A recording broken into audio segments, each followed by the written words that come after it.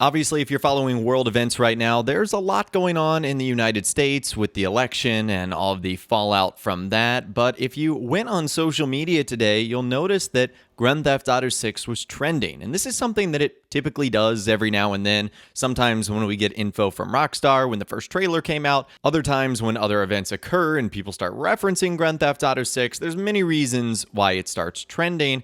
But this one is directly related to the current presidential election. So I don't want to talk politics here on the channel, but obviously because it applies to what we're going to be discussing today, Grand Theft Auto 6, Donald Trump is going to be the 47th president of the United States. He was the 45th president of the United States. Joe Biden was the 46th president. And Rockstar Games, specifically their co-founder Dan Houser, had a very interesting comment that he made back in 2018 talking about Grand Theft Auto 6 and how he did not want to release it if Donald Trump was president. So remember, he did this interview back just a couple of days before Red Dead Redemption 2 released on October 24, 2018 on the website GQ. And he goes on to say this: Dan Houser is thankful he's not releasing Grand Theft Auto 6 in the age of Trump. Going on to say it's really unclear what we would even do with it, let alone how upset people would get with whatever we did. Both intense liberal progression and intense conservatism are both very militant and very angry. It is scary, but it is also strange, and yet both of them seem to occasionally veer towards the absurd. It's hard to satirize for those reasons. Some of the stuff you see is straightforwardly beyond satire. It would be out of date within 2 minutes. Everything is changing so fast. So he said that right before releasing Red Dead Redemption 2, and I don't think Dan Houser anticipated that Donald Trump would be reelected just 6 years later. He probably thought he was in the clear when he lost to Joe Biden in 2020 and probably did not expect that he was going to be returning and running for office again in 2024.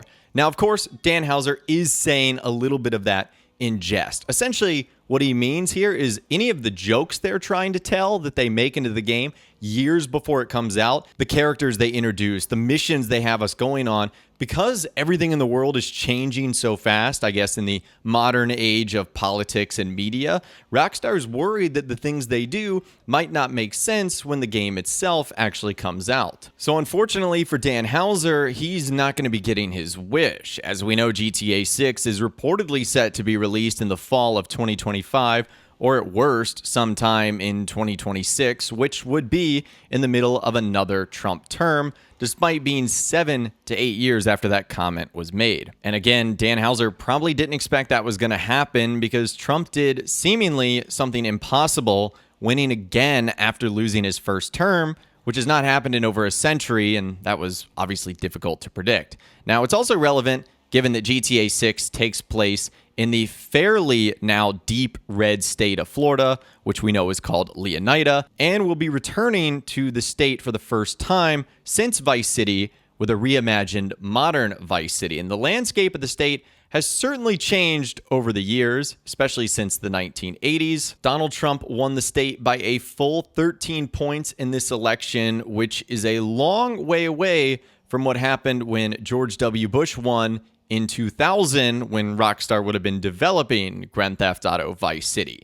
And so does this mean GTA 6 is going to be out of date like Houser says? Not necessarily. One issue that Rockstar may have been doing is some Trump-adjacent parody stuff, given that the game was in production during his term, and he was a major fixture in Florida with his Mar-a-Lago club and such. So they might produce some parody content that circles back to a figure that is now once again president during its release. And even though Sam Houser seems to think this is bad, this could actually lead to some interesting Florida man-like content based on real-world events from the state. And remember, Rockstar Games has a long history of including political figures and politicians in their Grand Theft Auto games, going all the way back to Grand Theft Auto 3, Vice City, San Andreas, GTA 4, and Grand Theft Auto 5, and surely Grand Theft Auto 6. And it's not just presidential candidates. There's mayors that are involved. There's higher-ups in certain levels of governments and police departments. So Rockstar has a lot of political things that they throw into Grand Theft Auto games, and I don't think that's going to be any exception when GTA 6 gets here. Now, since today is the day after Election Day, not only have we gotten the results of the election, but we also are going to hear from Rockstar Games' parent company, Take-Two Interactive, a little bit later on in the day at 4:30 p.m. Eastern Time. A lot of people have circled this date on the calendar as a potential date in which Rockstar could reveal something surrounding Grand Theft Auto 6. As things currently stand when I'm recording this video, which is about mid-morning on the day, there isn't anything that they have put out on social media or on their newswire, so there might not be anything coming today from them. There is a good chance, though, we could hear directly from Take-Two Interactive, which is actually what happened on a previous earnings call where they reported that the game would be slated for fall 2025. Now, if we don't hear from Rockstar, if we are to get any news from Take-Two Interactive, I would assume it'll be pretty broad in general. I don't expect them to make a big-time announcement like, hey, the game is coming out at this time, or expect the second trailer on this date.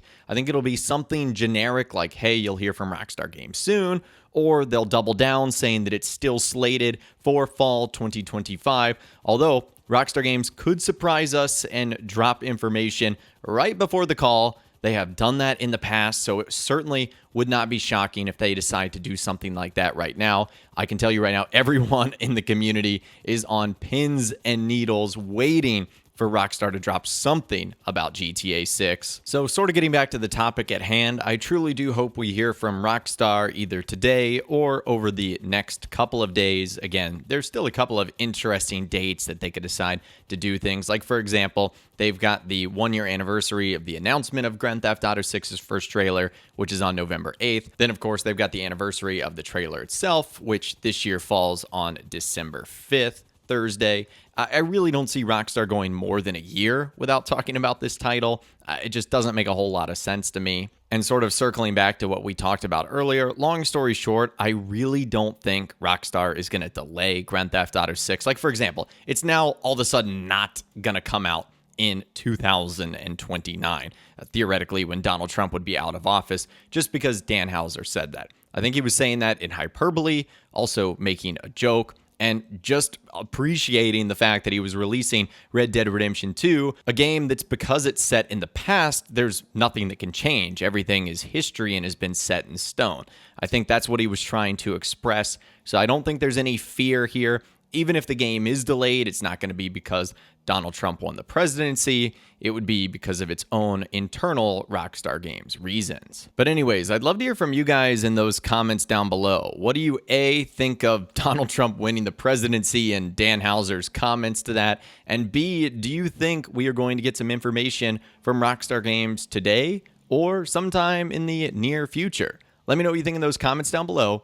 I'd love to hear from you guys down there. If you guys did go on to enjoy this video, though, a like rating would, of course, be awesome. And be sure to subscribe to my YouTube channel if you are new. You want to stay up to date on all the GTA 6 videos that I'll be doing here on my channel. And be sure to ring that notification bell as well. Sometimes YouTube just doesn't work, and if you ring that bell, you'll always be guaranteed to be notified when new videos arrive. But of course, as always, guys, thank you all so much for watching.